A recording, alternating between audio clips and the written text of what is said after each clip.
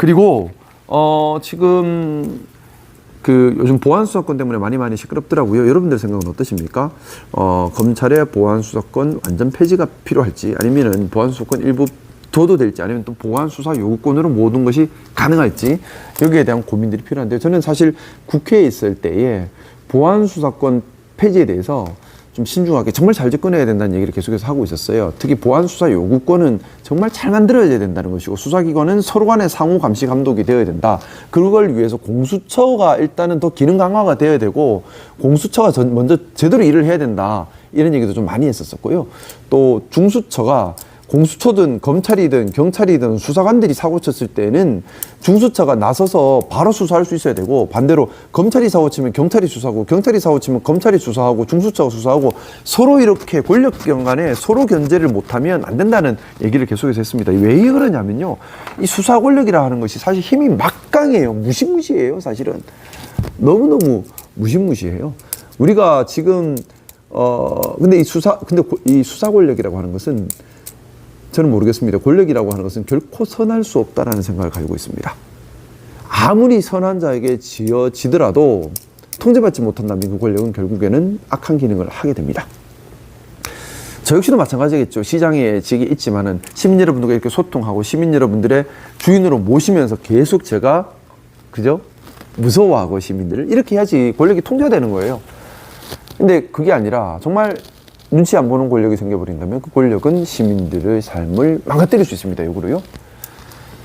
저는 그래서 수사 권력이야말로 정말 그런 권력이라고 생각합니다. 여러분들 수사 받아본 적 있으신가요?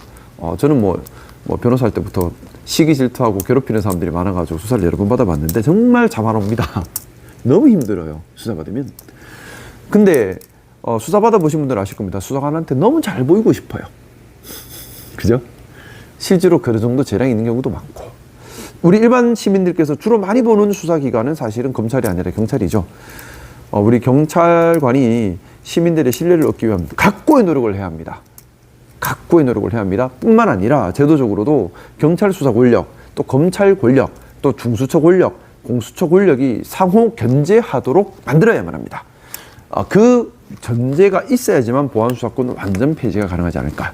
그 전제 없이 보안수사권을 섣불리 완전 폐지했을 때는 경우에 따라서 경찰 권력이 무소불위의 권력으로 올라와 버릴 수도 있어요. 그래서 수사 권력 간의 상호 견제 정말 중요하다는 얘기 꼭 좀 하고 싶습니다. 근데 이거는 뭐 사실 제가 할 얘기는 아니고 국회에서 할 부분인데, 그냥 신문에 자꾸 나오길래 제 의견도 약간 담아봤어요. 사실 이거는 뭐 국회에서 할 부분이죠. 저는 시장일 열심히 하겠습니다.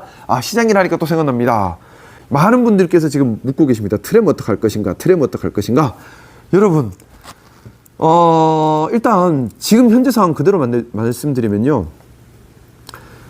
트램에 대해서 시민공론화를 할 기회조차 없을 수도 있어서 제가 괴롭습니다. 이게 무슨 말이냐면, 제일 문제가요, 전임 민선 8기 김두겸 시장이 퇴임 직전에 체결한 계약이 문제입니다. 공사 계약, 또 차량 발주 계약이 이미 체결되어 있고, 계약은 이미 체결되어 있기 때문에 이 계약의 효력이 이미 발효가 되어 버렸습니다. 근데 이 계약에 약정 해지 조건이 거의 없어요. 그러면 해지를 못 하는 거죠. 그러면 법정 해지 조건이 있어야 되는데, 법정 해지 사유가 될 수 있는 것이 이행지차나 이행불능인데, 이행지차나 이행불능 사유가 없습니다. 현재까지. 근데 문제는 공사를 제가 일단 중단을 시켜놨거든요. 근데 이 중단할 수 있는 기간이 계약서상 합계 60일에 불과합니다. 근데 이미 제가 중단하고 한 30일 가까이 가고 있기 때문에 이제 중단할 수 있는 시간도 얼마 남지 않은 거예요. 근데 예비 타당성 조사나 아니면 수요 조사나 뭔가 이거 잘못된 것 같다, 새로 하자 했을 때 시간은 1년이 걸립니다.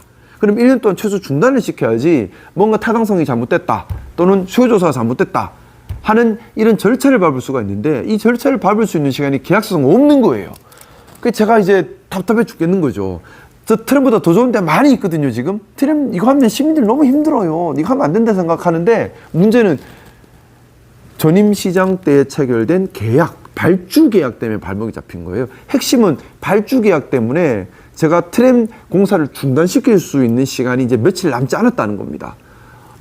그래서 지금 오늘 저희 뭐 계속해서 이쪽 공사회사 쪽에 계약을 좀 새로 변경할 수 있는지를 타진하고 있는데 그조차 쉽지 않은 것 같고요. 지금 답답합니다.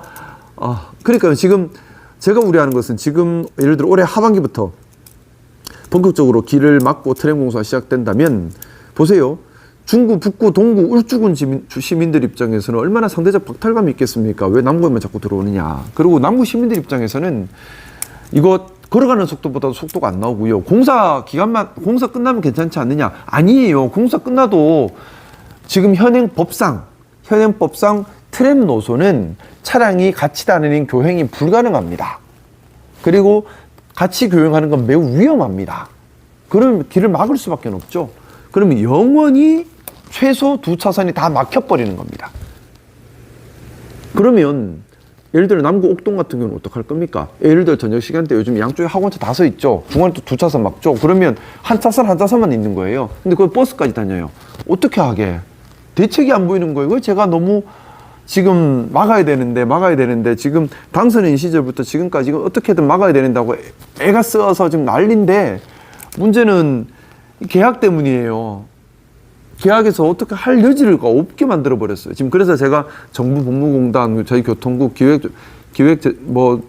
다 불러가지고 방법 찾아라 하고 저희 뭐 대형 로펌 쪽에도 부탁하고 한 게 지금 한 달째인데 아직까지 방법을 못 찾고 있어서 너무 괴로운 마음이고요. 이제 남은 시간이 얼마 없습니다. 1, 2주 안에는 제가 사업을 중단시킬 수 있는 시간이 1, 2주밖에 안 남았어요. 그래서 어떻게든 더 열심히 방법을 찾아보는데 만약에 제가 트램을 중단시킬 방법을 결국 못 찾는다면 어떻게 해야 될까? 뭐 대통령님께서 도와주실 수 있는 부분도 아니지 않을까라는 생각을 합니다. 뭐냐면 계약이 문제라서 그래요. 예를 들어 대통령님께서 직접 지시를 내리셔가지고 야 그거 멈춰라 한다고 멈출 수 있지가 않아요. 왜냐하면 저도 마찬가지고 누구든 계약이 있는데 권한 없이 멈춰라 해버리면 경우에 따라 직권 남용이 될 수가 있습니다. 그래서 이거는 뭐 함부로 할 수 있는 건 아니고요. 일단 계약 체결 자체가 지금 미치겠습니다. 왜 임기 말기에 이런 계약을 서둘렀는지 좀 천천히 신중하게 해야 될 일을 그게 너무 좀 속상하고 어쨌든 이제 남은 기간이 1, 2주밖에 없는 것 같아요. 공사 중단을 시킬 수 있는 법적으로 60일이 최대 기간이거든요. 공사 중단시킬 수 있는. 예를 들어 이거 한 1년이라도 중단만 시킬 수 있으면 타당성 재조사도 하고 수요 재조사도 하고 이런 것들을 하면 좋겠는데 60일밖에 없으니까 그중에 이미 한 30일 정도는 지나가고 있죠. 시간이 너무 없다는 게 지금 문제예요. 중단시킬 수 있는 시간이. 그래서 지금 괴롭습니다. 계속해서 연구를 많이 하겠습니다. 네. 일단 계약을 함부로 파기하면 저도 직권 남용이 될 수 있어요. 시장이라고 뭐든 다 함부로 하시는 건 아니고 권한 안에서 해야 되는 거거든요. 권한 밖에서 해버리면 그게 형사법적으로 문제가 되는 직권 남용죄가 되고 손해배상 사유가 되는 거죠. 뭐 제가 불법을 할 수는 없는 것이고 참 걱정입니다. 큰일입니다. 그런 고민을 좀 하고 있어요. 트램 때문에 다들 고민을 많이 하고 계신데 엉터리 계약서. 그리고 또 그것도 있어요. 제가 울산 트램 같은 경우에 민간 위탁 운영으로 돼 있지 않습니까? 용인 경전철이 이랬어요. 뭐냐면 용인 경전철이 뭐가 문제였냐 하면 실제로는 10,000명 정도밖에 안 탈 것으로 예상되는데 예비 타당성 조사할 때는 수요 예측을 16만 명으로 해놓은 겁니다. 그게 나중에 드러났어요. 이거 엄청난 불법이죠. 그러고 나서 운영도 민간 위탁 운영을 해놨습니다. 그러고 나서 MRG라고 하는데요. 손해나는 걸 시에서 전에 다 보존해 주기로 해버린 거예요. 그러면서 용인이 천문학적 보존액이 들어가기 시작했습니다. 그러면서 용인이 다 무너져 버린 겁니다. 근데 우리 울산도 비슷한 구조예요. 근데 울산도 두 가지죠. 예비 타당성이 제대로 되었느냐, 수요 예측 조사 제대로 되었느냐. 근데 이걸 확인하고 싶은데 이걸 확인하려면 사유가 있어야 되고 한 1년 정도의 시간이 걸립니다.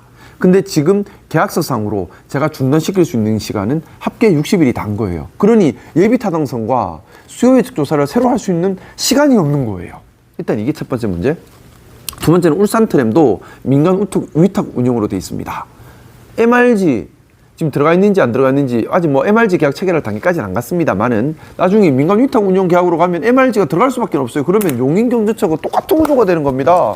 울산재정 파탄나요. 그래서 제가 민간 위탁 운영 잘못됐다고 하는 거예요. 지금 우리 시내버스도 그렇지 않습니까? 민영제로 다 민간 회사들이 다니는데 적자 보조는 12로 다 해서 1년에 2천억씩 들어가지 않습니까? 올해 추경이 울산시 추경이 약 1,298억 정도 추경을 예산하고 있는데 이 중에서 시내버스 적자 보존에 들어가는 돈이 319억 원이나 들어갑니다. 민영제라고 해서 효율적인 게 아니고요. 민간 회사가 다 책임을 지면 효율적일 수도 있겠죠. 근데 그게 아니라니까요. 민영제라 하더라도 적자 보존을 시에서 세금으로 다 해버려요. 그러면서 문제가 생기는 겁니다. 근데 그걸 그렇게 안 할 수도 없죠. 대중교통인데 대중교통은 우리 공공인프라예요. 그렇게 할 수밖에 없어요. 어이구, 9시가 다 됐다.